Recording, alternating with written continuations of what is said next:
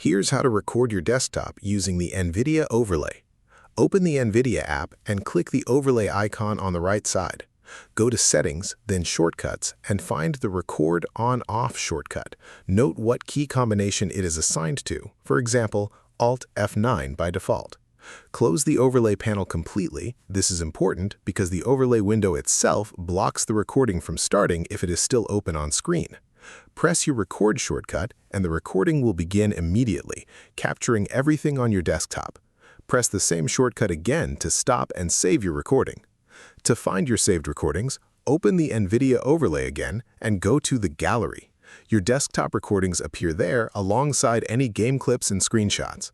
You can open the full gallery to organize, rename, or share your recordings from the same location. A tip: if you are recording tutorials or software walkthroughs, close unnecessary taskbar icons and notifications before starting so they do not appear on screen and distract from your content.